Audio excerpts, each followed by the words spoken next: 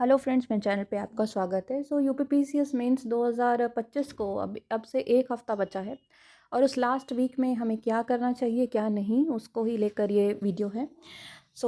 ये चीज़ें ऐसी चीज़ें हैं जो एसेंशियल चीज़ें हैं, हमें भी हमारे मेंटर्स ने सिखाई थी और ये चीज़ें जब काम करती हैं एक्चुअल में ये काफ़ी ज़्यादा साउंड करता है कि ये तो वही रिपीटेटिव बोरिंग चीज़ें हैं, बट दे एक्चुअली वर्क। जो भी लोग फर्स्ट अटैम्प्ट वाले हैं उनके लिए काफ़ी ज़्यादा हेल्पफुल होगा ये वीडियो। So let's start. तो पहले हैं डूज़ की हमें क्या करना चाहिए। सबसे पहला चीज़ होता है कि ये जो एग्ज़ाम है इसमें कुछ टॉपिक हैं जो कोर टॉपिक हैं। एक मिनट।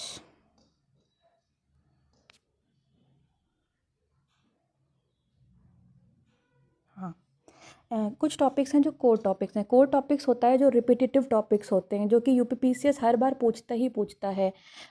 जैसे कि अगर हम जीएस पेपर 3 की बात करें, सिक्योरिटी की बात करें, तो उसे नक्सलिज्म से क्वेश्चन वो रिपीटेडली पूछ ही देते हैं हर बार किसी न किसी फॉर्म में। तो ये सब कुछ टॉपिक्स हैं जो कोर टॉपिक्स हैं। इफ़ यू वांट, मैं कोर टॉपिक्स का लिस्ट भी बाद में आपको दे दूँगी। तो इन पे जो जो लास्ट का एक हफ्ता रह जाता है, तो आपको फेरी फेरी वाले टॉपिक यानी जो एक्स्ट्रा टॉपिक हैं, जो कोर टॉपिक्स हैं, जो रिपीट हो रहे हैं, जो बार बार वही क्वेश्चन आ रहे हैं, तो जो कोर टॉपिक्स हैं आपको उनको स्टिक करना है। बाकी सारे टॉपिक्स पे अभी जाने देना है कि ये सिलेबस नहीं हुआ, ये नहीं हुआ, वो नहीं हुआ, नहीं। आपको जो रिपीटेटिव कोर टॉपिक्स हैं बस उनको ही स्टिक करना है लास्ट के एक वीक में, ठीक है। फिर आता है फिर ये डेटा एंड एग्जाम्पल्स, क्योंकि जैसे हर एक टॉपिक का आप एक कुछ डेटा दो तीन डेटा हर टॉपिक का जो एसेंशियल टॉपिक्स हैं कोर वाले, उनका उतना तो आपके पास होना चाहिए। जैसे वुमेन का टॉपिक है तो वुमेन पे 2 से 3 डेटा कि भाई इनका जो LFPR रेट है वो कितना है, या इनका जो MMR है, IMMR है, ये सारी चीज़ें जो बहुत बेसिक एसेंशियल डेटा है जिसको आप अपने किसी भी आंसर में घुमा फिरा के यूज़ कर सकते हो, तो उतना डेटा आपको तैयार करना है। पावर्टी पे, वुमेन पे, अनएम्प्लॉयमेंट पे, जो भी एसेंशियल कोर टॉपिक है उन पे आप पे कम से कम 2-3 डेटा तो होना ही चाहिए। या और अच्छे जो एग्जाम्पल्स हैं, अच्छे जो केस स्टडीज़ हैं, ये मतलब वो चीज़ है कि जब आपका बिल्कुल भी कुछ भी नहीं तैयार तो उस केस में भी आप कैसे बेहतरीन कर सकते हैं। हालांकि आई नो कि सबने बढ़िया से कर रखा है ये चीज़ें, बट हाँ, data is very very important. Next is कि भाई जो हिंदी होती है, जो हिंदी का सब्जेक्ट है, बाकी सारी चीज़ें आप छोड़ दो, मतलब बाकी सारी चीज़ें आप करो, लेकिन जो हिंदी वाली चीज़ होती है ना, वो आपको बहुत रिवॉर्ड करेगी यहाँ पर। बाकी चीज़ों में जो आपका ROI है वो उतना नहीं आएगा जितना हिंदी का आएगा। और हिंदी में जो वो भी मेनली जो रिपीटेटिव ग्रामर का पार्ट है, तो ग्रामर का पार्ट अगर आप रिपीट करके बढ़िया से इसको बहुत सारे बच्चे छोड़ देते हैं लास्ट में करने के लिए, बट नहीं, ये जो लास्ट का एक वीक है आप में कम से कम 1 घंटा भी दे दो ना, that would be very very helpful for you. जो आपका ROI है वो हिंदी से काफ़ी अच्छा आएगा।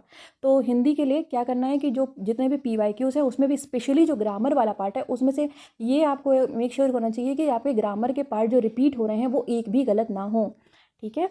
फिर उसके बाद आता है टाइम मैनेजमेंट। बहुत बहुत बहुत एसेंशियल है इस पेपर के लिए। तो टाइम मैनेजमेंट का क्या है कि भाई देखिए, टेस्ट में आप सबने कोशिश करी होगी, टेस्ट से अगर आपका अच्छा हो जा रहा है टाइम मैनेजमेंट कि आपका 3 घंटे में आराम से पूरे 20 सवाल हो जा रहे हैं, तो कोई दिक्कत नहीं, आपको उसमें टेंशन ही नहीं लेनी। लेकिन बहुत सारे ऐसे लोग हैं जो बोल रहे हैं कि भाई हमारा पेपर ही नहीं पूरा हो पा रहा है, तो उनके लिए एक हैक मैं बता रही हूँ कि आपको क्या करना है कि अपने पेपर को ईजी मीडियम, जब पेपर आपको मिला तो उस पेपर को आपको 3 हिस्से में डिवाइड करना है। मतलब उस पेपर को 3 हिस्से में नहीं, उसके हर एक क्वेश्चन को अपनी अपनी समझ के हिसाब से, आपके अपने कंटेंट के हिसाब से, भैया इसका कंटेंट हमें इतना आता है, इतने में नहीं आता है। अगर ज़्यादा कंटेंट आता है आपको पूरा बढ़िया से, मान लीजिए कि क्वेश्चन आया आपका आतंकवाद पे आपको बढ़िया से आता है, आपके लिए वो सवाल ईजी हो गया, ठीक है। वो मतलब उस क्वेश्चन की डिमांड को आप फुलफिल कर पा रहे हैं तो ईजी हो गया। फिर कुछ क्वेश्चन होते हैं जो मीडियम, जब आपको उतना नहीं आता है सही से, फिर उसको तो कुछ भी बिल्कुल भी नहीं पता रखते कि भाई हवा नहीं लग रही, क्या पूछ लिया, कुछ नहीं आ रहा है, तो वो होते हैं कि आपके डिफ़िकल्ट। तो इस तरह से आप अपने सवाल, आपको जब पेपर मिले तो आप 5 मिनट में उसको 3 भाग में, मतलब 3 कैटेगरी में डिवाइड कर लो, ठीक है। तो इससे क्या होगा कि आप जैसे जैसे हम सबकी आदत होती है कि हम सोचते हैं कि क्वेश्चन को बना के लिख दें, तो इससे क्या होगा कि आप डिफ़िकल्ट वाले पार्ट में ज़्यादा समय नहीं लगाओगे, क्योंकि आपको वो वैसे ही नहीं आता है। तो आप क्या करोगे, उसको जल्दी जल्दी कुछ भी जैसे थोड़ा बहुत लिख दिया और फिर उसके बाद हम आगे बढ़ गए। तो इसके अलावा टाइम मैनेजमेंट एक चीज़ है कि जो आपका बड़ा वाला सवाल है, जो 12 नंबर का सवाल होता है, उसमें आपको एक सवाल के लिए 10.5 मिनट, और जो छोटा सवाल है जो 8 नंबर का होता है उसमें आपको एक सवाल के लिए 7.5 मिनट देने होते हैं, ठीक है। तो इस हिसाब से आप अगर 10 सवालों को देखें तो 12 नंबर वाले में आपको देने हैं 105 मिनट 10 सवालों के लिए, और जो ये वाले हैं 8 नंबर वाले हैं, इनके लिए आपको देने हैं 75 मिनट। तो इस तरह से ये आपकी चीज़ें अगर हम घंटे के हिसाब से देखें तो 1 घंटा 45 मिनट में आपका जो बड़े वाले सवाल हैं वो पूरे हो जाने चाहिए, और 1 घंटे 15 मिनट आपके जो बचे हैं वो छोटे वाले सवाल के लिए। अब लेकिन एकदम अगर आप इस तरह से करेंगे तो हो सकता है कि 45 मिनट आप मान के चलें, आपको 55 लग जाएँ या और ज़्यादा लग जाएँ।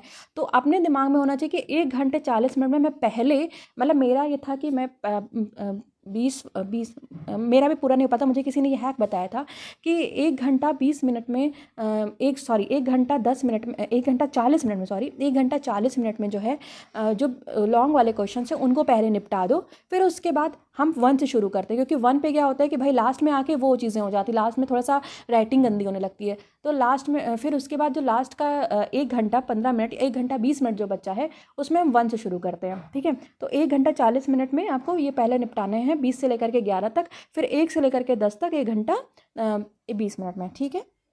तो ये सारी चीज़ें हो गई। डोंट, हाँ, और लास्ट जो चीज़ और सबसे इंपॉर्टेंट चीज़ है वो कॉन्फिडेंस और पॉजिटिविटी है, जो कि लास्ट वीक में मेंटेन करना बहुत बहुत बहुत ज़रूरी है। आपका एटीट्यूड मैटर करता है, क्योंकि यहीं पे आके लगता है कि हमको कुछ नहीं आता, क्योंकि यहीं पे लगता है कि यार हमें तो आता ही नहीं है, बाकी सब लोग बढ़िया बढ़िया करे ले रहे हैं, हमको ही नहीं आ रहा है। तो ये नेगेटिव एटीट्यूड अगर दिमाग पे छा जाता है ना तो फिर आपका खेल ख़त्म। सो डोंट लेट दिस, आप मतलब फर्स्ट अटैम्प्टर भी हो, पहले अटैम्प्ट पहली बार दे रहे हो और बाकी कोई इंटरव्यू दिया हुआ भी है तो भी आपको फ़र्क नहीं पड़ना चाहिए। आपके उतने ही फेयर चांस है जितने कि उस इंटरव्यू दिए हुए बंदे के हैं, ठीक है। सो यहाँ पे आपका कॉन्फिडेंस और पॉजिटिविटी बहुत मैटर करता है। अब उसको आपको मेंटेन करके चलना है थ्रू आउट द पेपर। फिर उसके बाद है कि भाई डोंट्स, ये तो हो गई कि हमें क्या करना चाहिए। अब आते हैं कि हमें क्या नहीं करना चाहिए। क्या नहीं करना चाहिए हमें कि बहुत सारा नया मटेरियल आ गया होगा मार्केट में, मतलब मार्केट में बहुत चीज़ें फ्लडेड रहती हैं, किसी के ऑनलाइन ऑफलाइन बहुत चीज़ें, बहुत ज़्यादा चीज़ें आ जाती हैं। तो वो नए, और वो भी काफ़ी ल्यूक्रेटिव टाइप की होती हैं, कोई फ्लो चार्ट बना रहा है, कोई कुछ, तो वो सब के चक्कर में नहीं जाना है। जो कि आपका पुराना मटेरियल है जो आप पढ़ते आए हो उतना ही आपको करना है, ठीक है।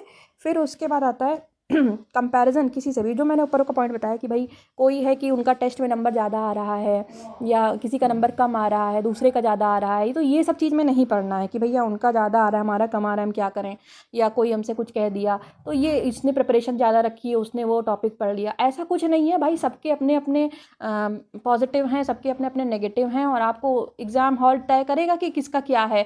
कोई आपको एग्ज़ाम हॉल के पहले नहीं बोल सकता है कि तुमने ये नहीं किया वो नहीं किया, नहीं, वो आपका वो उस आदमी का अधिकार ही नहीं है।